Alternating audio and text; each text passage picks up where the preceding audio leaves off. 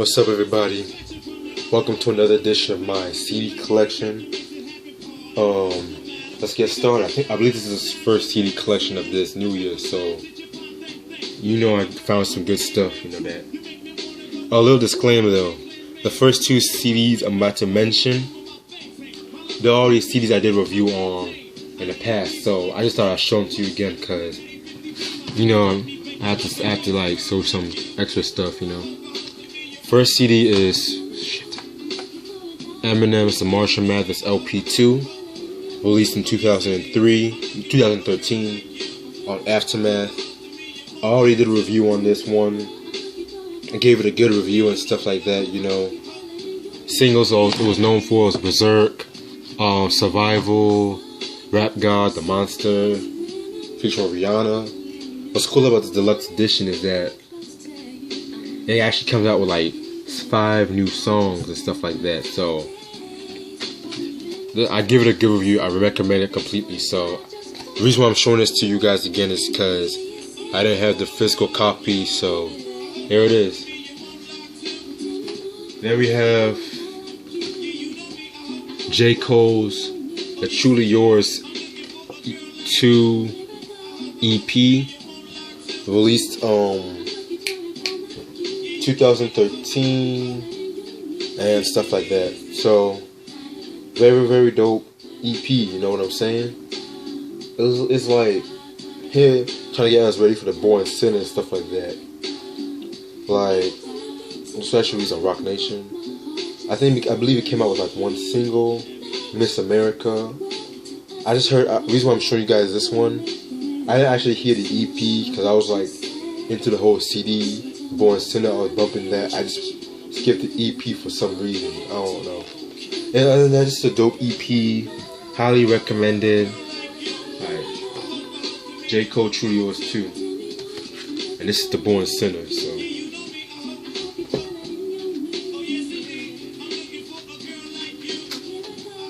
Aaliyah and Tretch, The Girl Like You, off her One in a Million album. If y'all can hear it, dope song.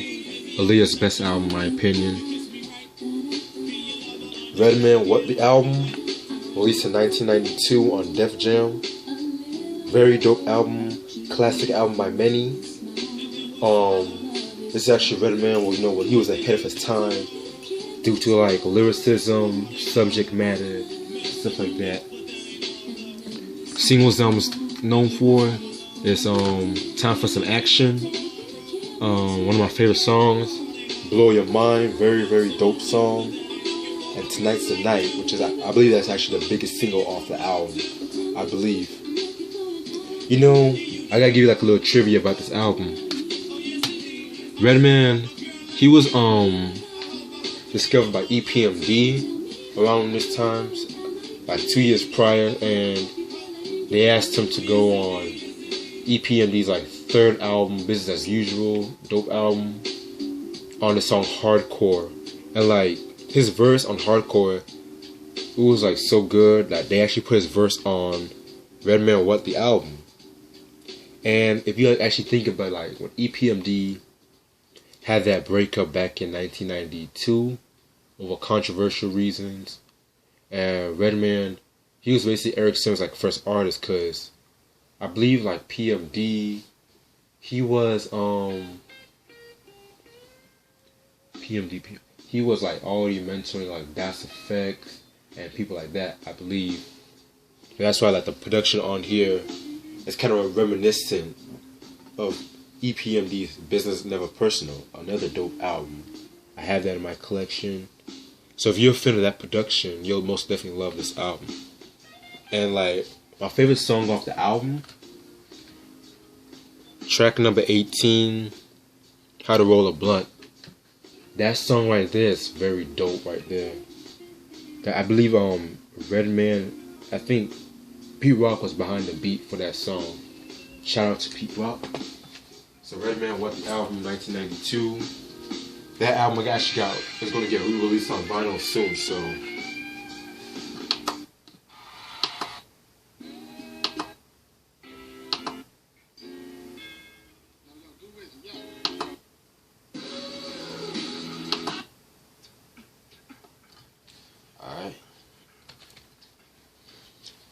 Alright, this is Nas Gods Son, released in 2002 on Ill Will / Columbia Records.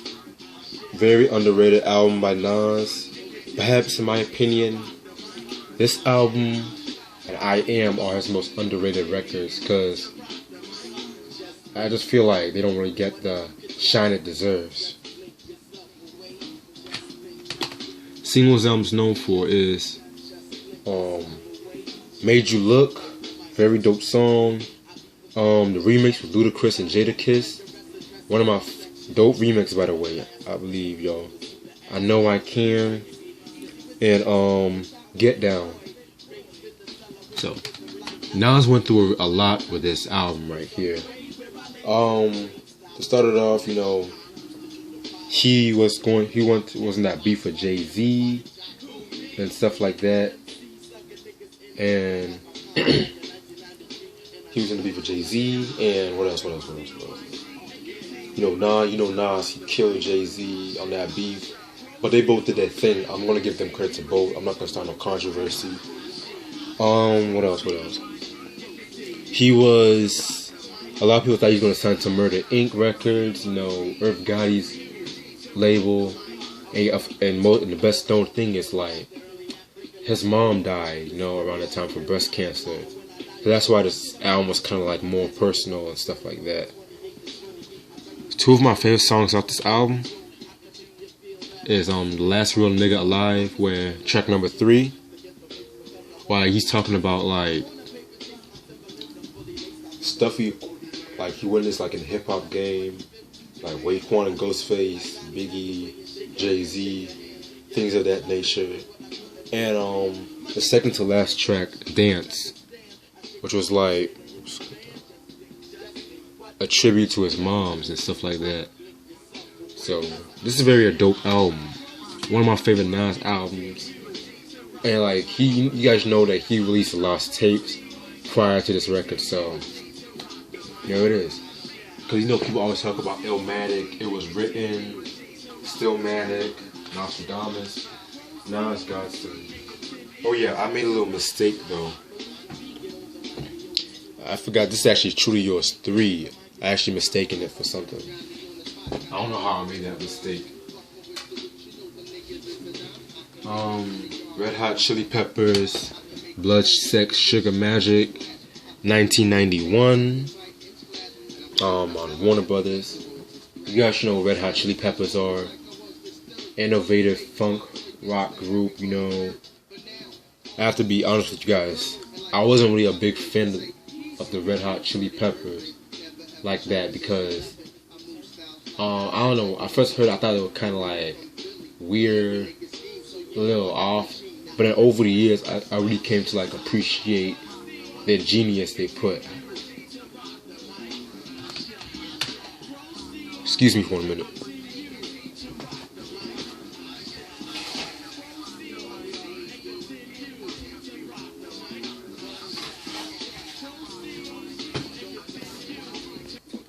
Sorry about that. I had to handle some stuff. But okay, by the way, singles album is known for Give It Away, Under the Bridge, dope song, where he's talking about, I think Anthony was talking about his like heroin addiction, stuff like that. Breaking the Girl, and if you have to ask. This is an album I really love. Probably my favorite album they did. Very influential album, especially in the alternative rock scene in 1991. Like the grunge movement, psychedelic. So, Red Hot Chili Peppers, Blood, Sex, Sugar Magic, 1991. Black is black. This shit right here. Gangstarr Hard To Earn, 1994. Hands down unpriceless. Hands down the most darkest record. More like, this is like an introduction towards like Primo's stripped down beats, things of that nature, you know. Because if you listen to like the first 3 albums, it was kind of like, you know, more melodic, like Norma Mr. Nice Guy, Step in the Arena, Daily Operation, and you know, also the first album with the Parental Advisory, so that should tell you something. Singles album is known for is Mass Appeal. Everyone knows that song. Basically a diss track to like fake MCs who only do it for commercial and stuff like that. D-Wick, DWYCK, featuring Nice and Smooth. Very, very dope song. Nice and Smooth, very underrated hip hop duo. The thing about that song was actually supposed to be on Daily Operation. And I believe that was actually a B-side to some other song. And so, you know, they just put it on that album. This album. The crazy thing about it is the Wick actually fit both Daily Operation and Hard to Earn in a way. Code of the Streets, Suckers Need Bodyguards. This is by far one of my second favorite Gangstarr record, you know. It's always changing for some reason. They always made dope albums. Cause you know my first one is Moment of Truth. I know everyone says, oh, that album always gets acclaimed for and stuff like that. But hey, all of their work are very good, so a lot of people even say The Owners is their best album. Other than that, this is Gangstarr Hard To Earn. Very, very dope album. If you're a fan of like Jail the Damages, The Sun Rises in the East, or or Group Hope was Living Proof, all in that whole Gangstarr era, you'll most definitely love this album. This is definitely Gangstarr at their prime, you know. Guru was doing his Jasmine Taz series, and Primo was definitely producing everybody, from B to Nas to Fat Joe. Big Boy. So Lucious left Foot, son of Chico Dusty, released in 2010 on Purple Ribbon / Def Jam. Big Boy, you know, he's one half of one of the most influential and innovative hip-hop groups of all time. Outkast. This is actually his first solo album. But some people try to be like technical about it, saying, oh, this is his second one. Because, you know, the Speaker Box, Love Below, you know, Speaker Box, Big Boy's album, you know. If you want to be technical about it, you know. Singles album is known for Shutterbug, which was like a big single back in 2010, and Follow Us. If you're expecting like the traditional like Outkast sound, you might be slightly disappointed. He has like this more like kind of like different style, though. If you like listen closely, I don't really know how to describe it though, but you have to check it out for yourself. That's the thing. And that very, very, really good album. I like it. You know, a lot of people prefer them seeing him in Outkast. I always felt like Big Boy kind of gets slept on. You know, he's overshadowed by Andre 3000. For some reason, you know, I always had that strange feeling though. Just crazy. By the way, 2 songs I really, really like on this album. For Your Sorrows, track number 11, featuring George Clinton. Too Short and Sam Chris, very dope song. And what else? What's that one other song? Hustle Blood, track number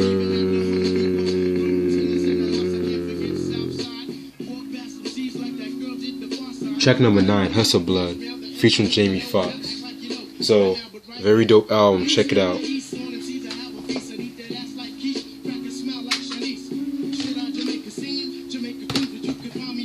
Teddy Pendergrass, Life is a Song Worth Singing, released in 1978 on Philadelphia International Records. You guys should know who Teddy Pendergrass is. R&B and soul legend, a member of Harold Melvin and Blue Notes. Rest in peace, Teddy Pendergrass. Legacy lives on. This is a very influential album, classic album. Singles album's known for is Close the Door, Get Up, Get Down, Get Funky, Get Loose. Love that song. Only You, and It Don't Hurt Now. This is the album, I believe, where he found his style and stuff like that. This is because, like, you guys should know, he left the Blue Notes around like 75, 76 over like money issues. So he didn't want to like do that the style they did. He wanted to like focus on like his Quiet Storm style. And this was actually nominated for American Music Award back in like 79. So that should tell you something. Other than that, very dope album. One of my favorite Teddy Pendergrass albums he ever did. I need to get more of his albums and stuff like that. This is actually the 1993 reissue, the CD reissue of this album, so must have if you're a Teddy Pendergrass fan. Last but not least, we have I Present to You, one of the grimiest hip-hop albums of all time. Onyx, All We Got Is Us, 1995. Def Jam / JMJ. Very dope album. My favorite album from Onyx, in my opinion. Their best album. It's probably everyone's favorite album, you know. Actually, I love the first three albums. And Sticky Fingers' first solo album. The autobiography album. Very dope album, by the way. Singles album is known for is Last Days. Everyone knows that song. You know, it's played on 8 Mile. So you know everyone knows that.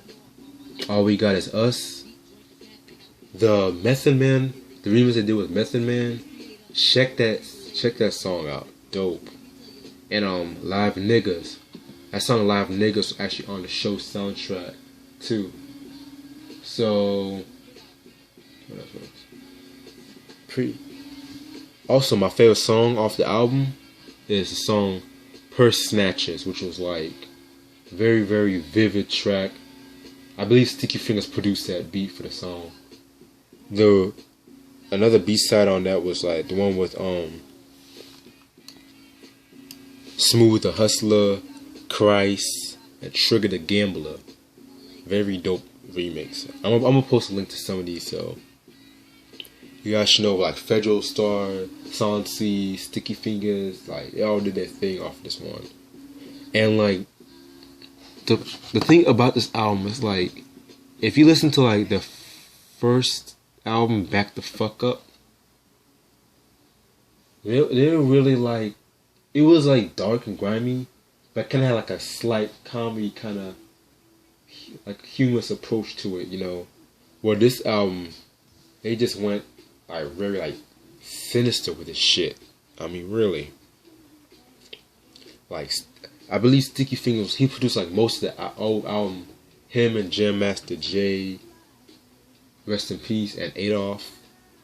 So, and like Vibe Magazine actually said that this was actually the best produced hip hop album of 1995. And you know, that should actually tell you something, you know. Every hip hop head should own this record and stuff like that. I don't know what happened. I think they fell off when they did that Back the Fuck Up too. So, if you're a fan of hip hop, mid-90s hip hop, you most definitely love this album. And that's all the time I have, so stay tuned for more stuff. Peace.